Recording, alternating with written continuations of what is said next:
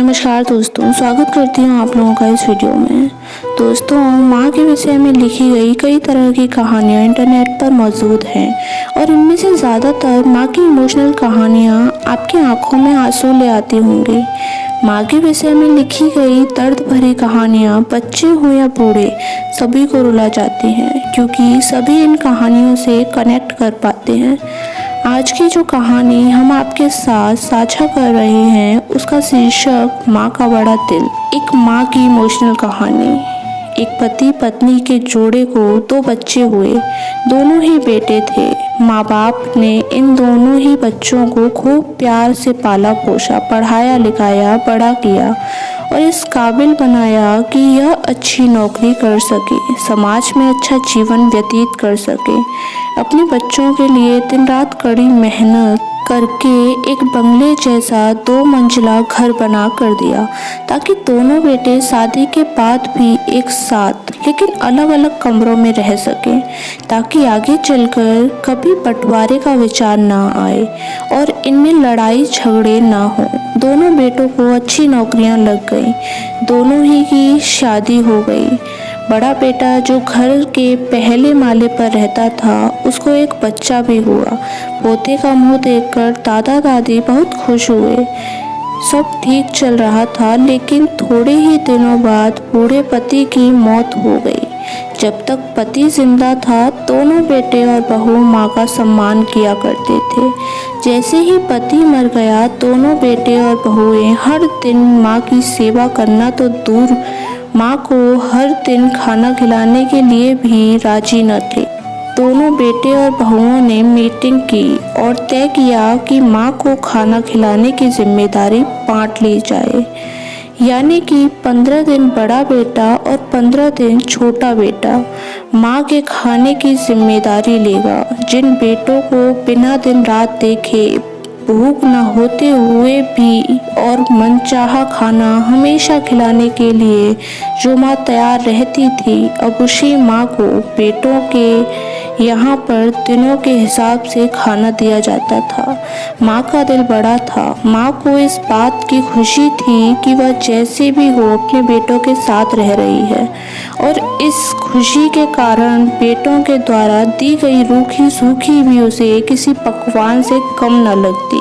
लेकिन दुर्भाग्य की बात तब हो जाती जब किसी महीने में 31 दिन आ जाते और उस एक दिन माँ को भूखा ही रहना पड़ता।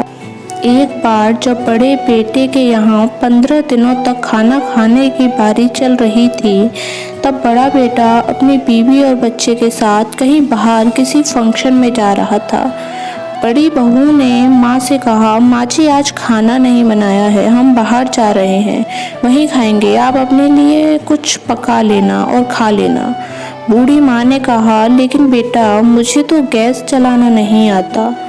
बहू ने कहा, तो फिर ऐसा कीजिए कि पास वाले मंदिर में भंडारा लगता है, आप वहीं पर जाकर खा लीजिए, तो आपको गैस चलाने की ज़रूरत ही नहीं पड़ेगी। पास में ही खड़ा बेटा और पोता यह सब सुन रहे थे, लेकिन कोई कुछ न बोला। बूढ़ी माँ को भूखा ही छोड़ बेटा और बहू फंक्शन में निकल गए। माँ को थोड़ा दुख तो हुआ, लेकिन फिर अपने आप को यह सोचकर मना ली, ठीक ही तो है, कभी कभी बहू को भी घर के काम से आराम मिलना चाहिए और भगवान का भंडारा खाने का सौभाग्य किस्मत वालों को ही तो मिलता है। माँ खुशी खुशी मंदिर में जाकर भंडारा खा आई। कुछ दिन ऐसे ही बीत गए। एक दिन बड़े बेटे की छुट्टी थी।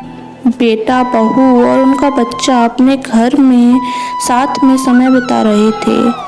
माँ बाप छोटे बच्चे को पूछ रहे थे कि वह बड़ा होकर क्या बनना चाहता है और क्या करना चाहता है। छोटे बच्चे ने बड़े ही सरल भाव से माँ बाप को उत्तर देते हुए कहा, वह बड़े होकर वकील बनना चाहता है। उसकी इच्छा इस घर से भी बड़ा एक घर लेने की है, लेकिन वह घर मंदिर के पास होना चाहिए। माँ बाप ने पूछा, घर के पास मंदिर क्यों होना चाहिए? तब बच्चा माँ बाप से कहता है, घर के पास मंदिर इसीलिए होना चाहिए ताकि जब मैं बड़ा होकर किसी फंक्शन में बाहर जाऊं तो आप दोनों को ज़्यादा तकलीफ ना हो। मंदिर नज़दीक रहेगा तो आपको ज़्यादा दूर जाकर भंडारा नहीं खाना पड़ेगा। मासूम बच्चे का ऐसा जवाब सुनकर दोनों ही के पैरों तले से जमीन खिसक गई। उन्हें अपनी गलतियों का एहसास अब जाकर हुआ था, जो उनके 5 साल के बेटे ने पहले ही कर लिया था। दोस्तों, दुनिया के हर माँ बाप यह सोचकर अपने बच्चे को बड़ा करते हैं कि वह उनके बुढ़ापे की लाठी बनेंगे, न कि वह लाठी बनकर उनके ही पीठ पर बरसेंगे। कर्म का चक्र निरंतर घूमता रहता है। दोस्तों, आज जो तुम दूसरों के साथ कर रहे हो, आगे चलकर तुम्हारे साथ वही होगा, यह तय है। इसलिए हमेशा याद रखो कि दूसरों के साथ वैसा ही बर्ताव करो जैसा तुम चाहते हो कि बाकी लोग तुम्हारे साथ करें। मैं जानती हूँ दोस्तों, यह माँ की भावुक करने वाली इस कहानी को देखकर आप भी भावुक हो गए हैं, लेकिन इस कहानी को आप लोगों तक भेजने का उद्देश्य आप लोगों को भावुक करना नहीं था, बल्कि लोगों तक यह संदेश पहुंचाना था कि हमारे भारतवर्ष में जिन माँ बाप को भगवान का रूप कहा गया है, उनके साथ आजकल जैसा व्यवहार हो रहा है वह नहीं होना चाहिए। कहानी पूरी देखने के लिए धन्यवाद। और आप लोगों को ये कहानी कैसी लगी मुझे कमेंट के माध्यम से ज़रूर बताएं।